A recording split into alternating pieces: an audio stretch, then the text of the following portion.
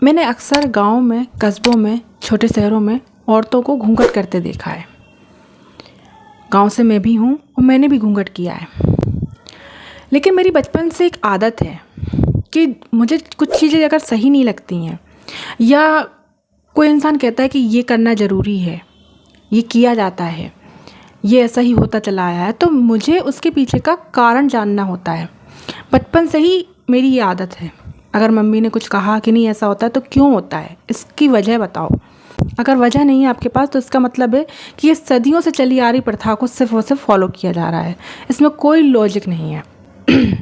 तो जब मेरी शादी हुई तो धीमी आवाज़ में किसी ने मुझसे कहा कि घूंघट करके रखना, जितने भी लोग हैं, जो भी हमारे सामने आए, सबको घूंघट करके रखना। उस समय मेरी उम्र ज़्यादा नहीं थी, मैं 16-17 साल की थी, इतनी ज़्यादा समझ नहीं थी, तो जैसा कहा उसको फॉलो कर लिया। जब मैं ससुराल में आई तो मैंने घूंघट कर लिया, लेकिन अंदर ही अंदर मेरे सवाल चल रहे थे। अच्छा, गांव में ये भी रिवाज होता है कि पुरुषों को तो करना ही होता है, घर की औरतों को भी करना होता है। जैसे आपकी सास है, आपकी दादी सास है, तो आप उनके सामने भी घूंघट करके रखोगे, आपको उनके सामने भी घूंघट करके रखना पड़ता है। तो मेरे मन में सवाल उठे कि मेरे साथ ही ऐसा क्यों। शादी तो एक लड़के की भी हुई, शादी मेरी भी हुई, तो मेरी ज़िंदगी में सारे सडनली अचानक से चेंजेस आ गए। मैं अपना घर छोड़ के भी आई, मैं अपने माँ बाप को छोड़ के भी आई, मैं अपना बचपन छोड़ के आई, और यहाँ भी मैं नई जगह पे एडजस्ट करूँगी, नए लोगों के साथ, नए घर में, नए माहौल में, नए रीति रिवाजों में। हर चीज़ मेरे लिए तो सब नया है। तो सिर्फ एक लड़की के लिए क्यों एडजस्टमेंट बना है? लड़की ही सारी क्यों चीज़ें फॉलो करे? लड़की की ही सडनली शादी के बाद चीज़ें चेंज क्यों हो जाती हैं? लड़के के लिए तो कुछ चेंज नहीं होता है। लड़का जैसे शादी के पहले था वैसे शादी के बाद है। शादी के पहले उसके जो काम मम्मी करती थी, शादी के बाद उसकी वाइफ करने लग जाती है। लेकिन एक लड़की के लिए पूरा सब कुछ बदल जाता है, अचानक से सब कुछ बदल जाता है। तो अभी यहाँ पर हम सवाल कर रहे हैं सिर्फ घूंघट का, तो सिर्फ घूंघट पर ही बात करेंगे। तो मेरे मन में सवाल आए कि घूंघट क्यों, मुझे ही क्यों घूंघट करना पड़ रहा है, और घूंघट किस वजह से किया जाता है। तो जब कुछ वक्त गुजर गया तब मेरे अंदर थोड़ी सी हिम्मत आई, तो मैंने अपनी सास से पूछा कि घूंघट क्यों किया जाता है, लड़की ने ऐसा क्या गुनाह कर दिया है कि घूंघट किया जाता है। तो उनका वही सिंपल सा जवाब था, सब करते आए हैं, मैंने भी किया है, तो तुम्हें भी करना पड़ेगा। तो मैंने उनसे कहा मुझसे नहीं होता, क्योंकि गांव में लाइटें नहीं आती थी, उस वक्त लाइट की व्यवस्था नहीं थी, और मुझे बहुत गर्मी लगती थी क्योंकि मुझे आदत नहीं थी ऐसे माहौल में रहने की। तो मैंने उनसे कहा कि चलो ठीक है, अगर शायद ये होता होगा, ज़रूरी है, तो आप इतनी आज़ादी दे दो कि मैं रिलेटिव्स के सामने कर लिया करूँगी, मोहल्ले की औरतें आया करेंगी तो मैं उनके सामने कर लिया करूँगी, पुरुषों के सामने कर लिया करूँगी, लेकिन आप अपने लिए आज़ादी दे दो, आपके सामने मैं घूंघट ना करूँ, ताकि मुझे गर्मी ना लगे, ताकि मैं घर में रह सकूँ। तो उन्होंने मना कर दिया, क्योंकि उन्हें लग रहा था कि ये रीति रिवाज के खिलाफ है। उनका सीधा जवाब ये था कि जब तुम्हारे बाप को ये पता था कि तुम गांव में नहीं रह सकती हो, तुम गांव में एडजस्ट नहीं कर सकती हो, तो तुम्हारे बाप ने शादी ही क्यों की गांव में? चुप रह गई, वही जैसी, कुछ उम्र नहीं थी, कुछ समझ नहीं थी ज़्यादा। हाँ, सवाल करने तो आते थे, लेकिन उनको कैसे समझाना उन सवालों को, उन सवालों के कैसे जवाब लेने हैं, ये कुछ नहीं आता था। कोई सोर्सेज नहीं थे कहीं से नॉलेज ले पाऊँ, क्योंकि वहाँ का माहौल ऐसा ही था कि सबकी सोच, सबके विचार एक ही जैसे थे। तो जब उन्होंने मेरे पापा के बारे में कहा तो मैं अपने पापा को लेकर बहुत रोती रहती थी। मुझे बहुत बुरा लगा कि सही तो कह रही हैं वो। मेरे पापा को पता था कि मैं कैसी हूँ, मेरे पापा को पता था कि मैं कैसे माहौल में रही हूँ, मैं कैसे माहौल में रह सकती हूँ, मैं इस माहौल की नहीं हूँ। फिर भी मेरे पापा ने गाँव में शादी कर दी। मैं बहुत कोसती थी अपनी ज़िंदगी को, अपने आप को, बहुत ज़्यादा। उस वक्त तो मैं उनसे कुछ नहीं कह पाई। जो चीज़ें चल रही थी, जो गांव में होता था, उनको फॉलो किया। और ये तो सिर्फ एक टॉपिक घूंघट का है, आगे बहुत से टॉपिक हैं जिन पर कभी आगे बात करूँगी। अभी सिर्फ घूंघट की बात कर रही हूँ, तो घूंघट पर ही बात करूँगी। आप साथ में एक साथ खाना नहीं खा सकते हैं, आप एक साथ बैठ नहीं सकते हैं। अगर आपके घर के परिवार के सदस्य सब लोग बिस्तर पर बैठे हुए हैं, या सोफे पर बैठे हुए हैं, या कुर्सी पर बैठे हुए हैं, तो आप उनके सामने नहीं बैठ सकते हैं, आप नीचे बैठना होगा आपको घूंघट में रह के। अगर टीवी देख रहे हैं तो सारी फैमिली देख रही है, अच्छा एक्सपेक्ट ये किया जाता है तुम भी आके हमारे साथ बैठो, टीवी देखो, लेकिन घूंघट में। सबको साफ साफ दिखाई दे, मुझे धुंधला धुंधला दिखाई दे, वो भी ज़मीन पर बैठ के। अगर सम्मान की बात है तो ये मुझे भली भांति आता है सम्मान करना, कि अगर कुर्सी पे मैं बैठी हूँ और मुझसे बड़ा कोई आ गया है तो उनके सम्मान के लिए उठ जाना चाहिए। उन्हें बैठालना चाहिए, फिर आप अपनी व्यवस्था बना सकते हैं बैठने की। लेकिन वहाँ पे ये एहसास दिलाया जाता था, नहीं, तुम्हारी जगह यहाँ नहीं है, तुम ज़मीन पर ही बैठोगी। तो ज़मीन से आप नहीं बैठ सकती हो बराबरी में, उनके बराबरी नहीं बैठ सकती हो। तो मुझे फीलिंग आती थी, क्या मैं इस घर की नौकरानी हूँ? क्योंकि ये सारी चीज़ें तो नौकरानी ही करती हैं कि घर का काम कर लिया और फिर वो बराबरी से बैठ भी नहीं सकती हैं।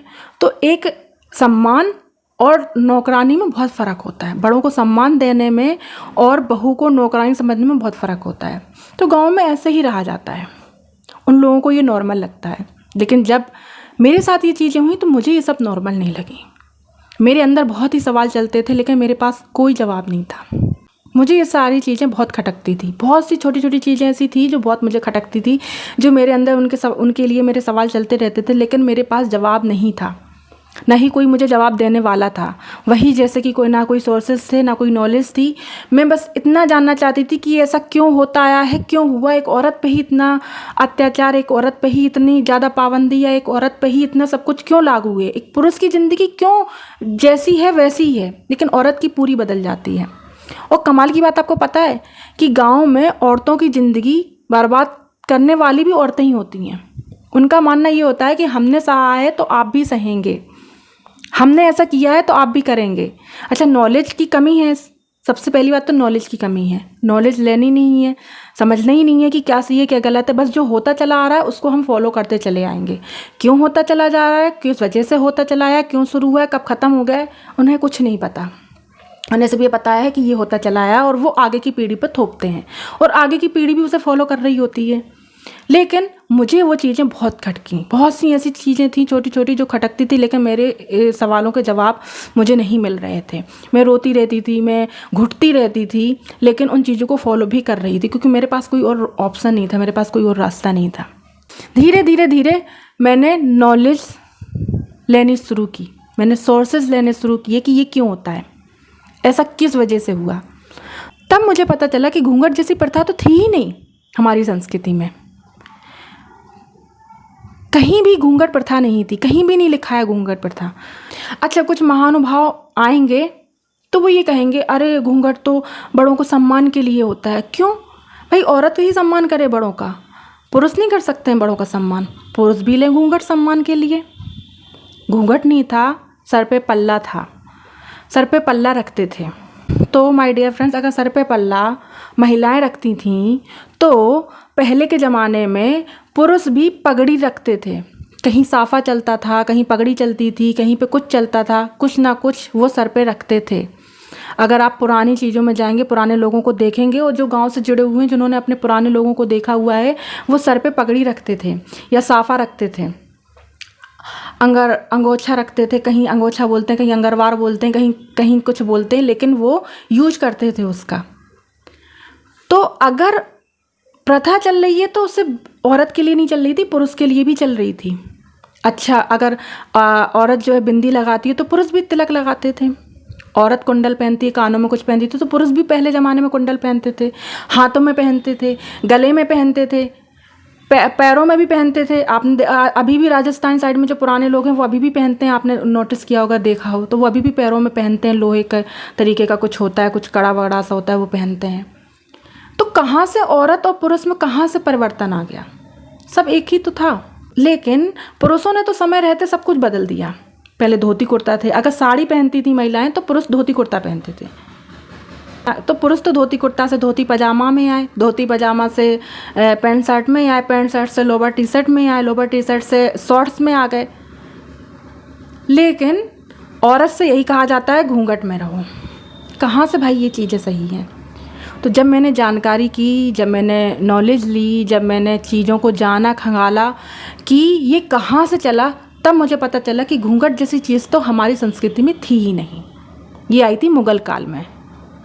तो मुग़ल काल चला गया है, इसलिए घूंघट भी ख़त्म हो गया था। लेकिन कई जगहों पर घूंघट फॉलो किया जाता है, आज भी फॉलो किया जाता है। मैं जहाँ से आ रही हूँ, मैं जहाँ से बिलोंग करती हूँ, वहाँ भी घूंघट फॉलो किया जाता है। आज भी लड़कियाँ इस चीज़ से लड़ रही हैं, आज भी बहुएं इस चीज़ से लड़ रही हैं, वो अपने लिए लड़ रही हैं कि घूंघट बंद हो। लेकिन आज भी अभी भी फॉलो किया जाता है गाँव में। हमारी संस्कृति की आड़ में जो औरतों को दबाया जाता है, जो औरतों का शोषण किया जाता है, जो औरतों को बोलने नहीं दिया जाता है, जो औरतों को अपने हक के लिए नहीं बोल सकती हैं, अपने लिए खड़ी नहीं हो सकती हैं, हमारी संस्कृति में ऐसा है ही नहीं। लेकिन हमारी संस्कृति की आड़ में ये सब होता है, जिसके बारे में हम ना बात करना चाहते हैं, ना हम जानना चाहते हैं और ना हम इसे बदलना चाहते हैं। अगर ऐसा ही होता तो सती प्रथा भी अपने देश में कभी ख़त्म नहीं होती, लेकिन वो बंद हुई, सती प्रथा बंद हुई। क्यों? क्योंकि उसके बारे में जाना उन्होंने, उसके बारे में जाना उन्होंने, उसके लिए खड़े हुए, उसके लिए उन्होंने एक्शन लिए। जो चीज़ चली आ रही है ज़रूरी नहीं कि वो सही है, और सही है तो कितनी सही है और क्यों सही है, हमें उसके बारे में जानना बहुत ज़रूरी है। आपका क्या ख्याल है इस बारे में? कमेंट में ज़रूर बताएं। वीडियो अच्छी लगे तो वीडियो को लाइक करें, शेयर करें, सब्सक्राइब करें। मिलते हैं अगले वीडियो में, तब तक के लिए खुश रहें, स्वस्थ रहें।